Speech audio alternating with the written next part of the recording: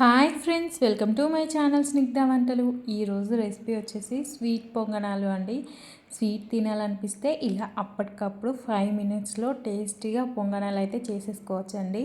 మీ sweet క్రేవింగ్స్ని satisfy చేసే పొంగనాల recipe అయితే చూసేద్దాం. ఇప్పుడు ఒక ప్యాన్ పెట్టేసుకొని కప్పు వరకు పల్లీలను వేయించేసుకోండి. దూరగా అయితే వేయించేసుకోవాలి. ఇలా వేయించుకున్న పల్లీలని తొక్క తీసి కొంచెం కచ్చపచ్చగా దంచి పక్కకు పెట్టేసుకోండి.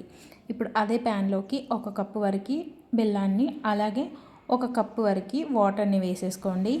మనకి బెల్లం కరిగితే సరిపోతుందండి. జస్ట్ బెల్లం కరిగేంత వరకు మనం మరిగించుకోవాలి. ఇలా బెల్లం కరిగిపోయిన తర్వాత ఇది కంప్లీట్గా కూల్ అవ్వనివ్వండి.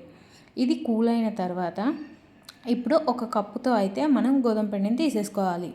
ఇలా కప్పు గోధుమ పిండి తీసేసుకున్న తర్వాత ఇందులోనే క్రష్ చేసి పెట్టుకున్న ఒక ఇలాచీని వేసేసుకోండి. అలాగే చిటికెడంతా బేకింగ్ సోడా లేదా బేకింగ్ పౌడర్ ఏదైనా వేసేసుకోవచ్చు. ఇప్పుడు మనం బెల్లం వాటర్ కంప్లీట్గా కూల్ అయ్యాయి కదా, ఆ బెల్లం వాటర్ని వేసేసుకోండి. ఉండలు ఏమీ లేకుండా ఇలా చక్కగా కలిపేసుకుంటే సరిపోతుంది. మనం ముందుగా వేయించి పెట్టుకున్న పల్లీలని ఇలా కచ్చపచ్చగా దంచేసుకున్నాం కదా, ఆ పల్లీలని హాఫ్ కప్పు వరకు యాడ్ చేసేసుకోండి. ఇలా యాడ్ చేసుకొని మొత్తం ఒకసారి కలిపేసుకోండి. ఇప్పుడు పొంగనాల బెల్లం తీసేసుకొని ఆయిల్ని అయితే వేసేసుకోండి. ఒక 2-3 స్పూన్ల వరకు ఆయిల్ని వేసేసుకోండి. ఇలా ఆయిల్ వేసేసుకున్న తర్వాత ఇప్పుడు మనం పొంగనాల పెనంలోకి ఈ బ్యాటర్ని వేసేసుకోవడమే.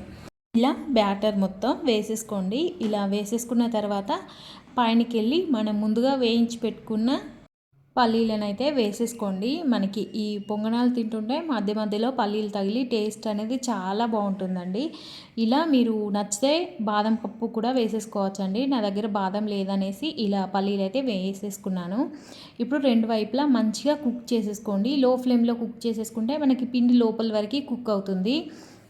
ఇలా 2 వైపు కూడా టర్న్ చేసేసి మంచిగా కుక్ చేసేసుకోండి. మనకి స్వీట్ పొంగనాలు అయితే రెడీ అయిపోయాయండి. ఈ వీడియో నచ్చితే లైక్ చేయండి, షేర్ చేయండి, అలాగే నా ఛానల్ని సబ్స్క్రైబ్ చేయండి. Thank you for watching Snigdha వంటలు.